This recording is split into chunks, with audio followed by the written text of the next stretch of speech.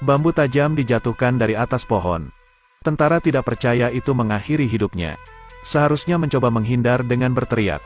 Tak lama setelah terdengar suara tembakan, prajurit yang lain mendekati mayat itu di tepi sungai. Melihat adegan mengerikan ini, membuat orang Jepang ketakutan.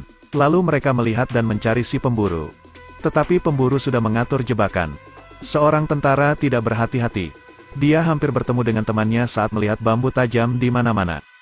Dalam sekejap mata jebakan bambu hampir menancap ke tenggorokan. Alhasil, ia terpeleset, hampir bertemu dengan kematian lagi. Jebakan berturut-turut membuat tentara itu sangat marah. Dengan gila-gilaan menuangkan kemarahannya ke arah perangkap. Ketika ia kembali, jebakan di tanah diaktifkan. Tentara itu begitu saja mati. Tapi ini baru permulaan.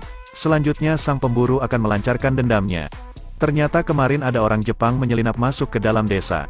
Mereka menangkap wartawan Dieppe yang bersembunyi di sini. Pikir mereka akan memaafkan orang-orang yang tidak bersalah di desa.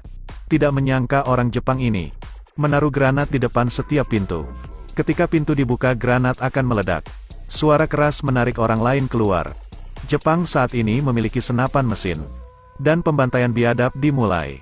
Salah satu penembak jitu bahkan lebih brutal.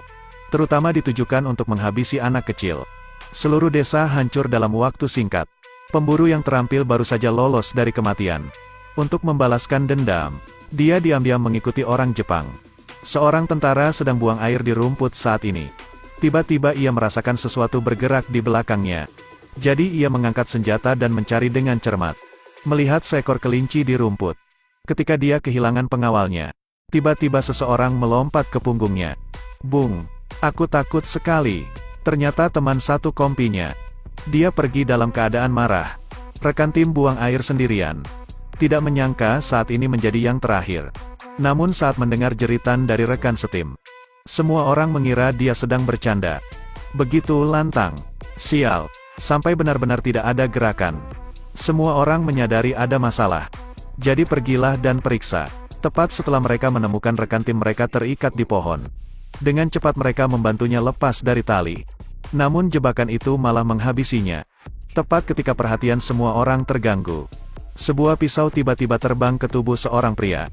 Pemburu mengikuti, lalu menghabisi dengan bersih dan rapi. Mengakhiri musuh lainnya, tapi tidak ada waktu untuk pergi. Pemburu saat ini dikepung tentara Jepang. Ia kalah karena dipukuli dengan tongkat. Begitu mereka akan menembak pemburu, ketua bilang berhenti. Ia mengatakan jangan sia-siakan amunisi. Meninggalkan seorang tentara Jepang untuk mengeksekusi dia.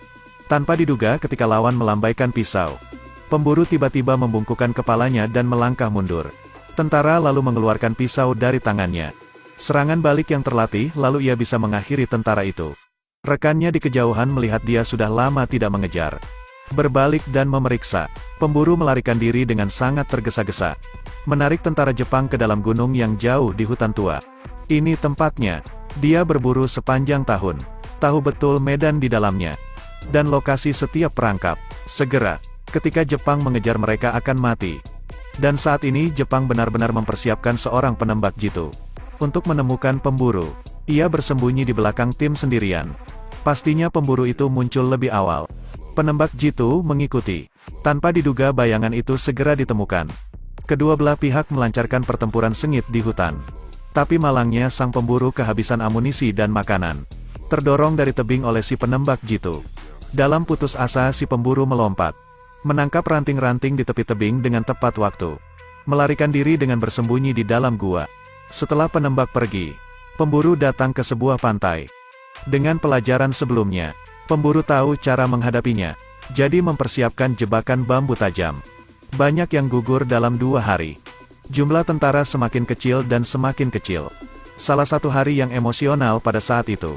Jenderal ingin mengakhiri Dieppe tanpa alasan. Kemudian fokus menangani para pemburu untuk membalas dendam rekan timnya. Akhirnya dia dibawa pergi oleh jenderal. Karena berita yang Dieppe dapatkan sangatlah penting. Kemudian jenderal melanjutkan perjalanannya dengan 4 lainnya. Pemburu sekarang menyamar dan bersembunyi di rumput. Melihat bahwa pisau itu perlahan mendekati tentara Jepang. Satu tentara jatuh di belakang. Tepat setelah mereka menyeberangi sungai. Satu orang tentara tinggal untuk mengambil air. Pemburu melompat keluar dari dalam air. Langsung menyeret tentara Jepang ke dalam air. Ketika rekan tim tiba, hanya ada topi yang melayang di atas air. Setelah seharian yang melelahkan, mereka duduk di tempat istirahat.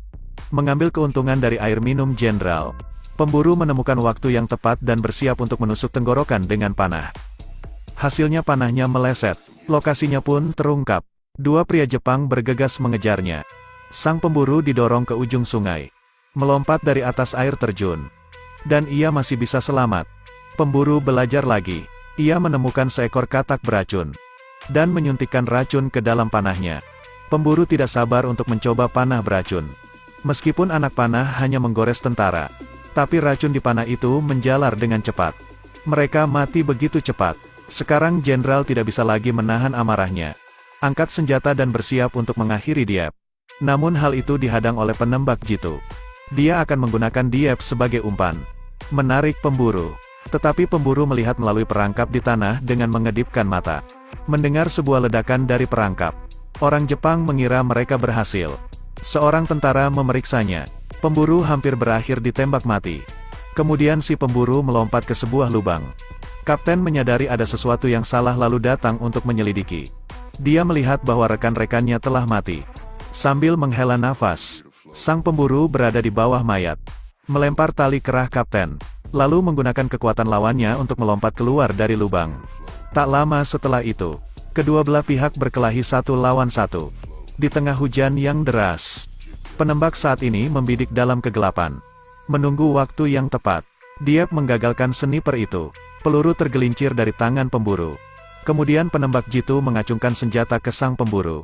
Namun senjata itu kehabisan amunisi. Penembak jitu tidak mau mengakhiri hidup pemburu dengan begitu mudah. Menekan luka dari peluru di tangannya. Setelah beberapa penyiksaan ini, pemburu diambang kematian. Begitu penembak jitu menembaknya, pemburu telah mengakhirinya sebelumnya, menghindari peluru. Melihat itu, sang jenderal bangkit dengan cepat. Tikam pemburu dengan pisau.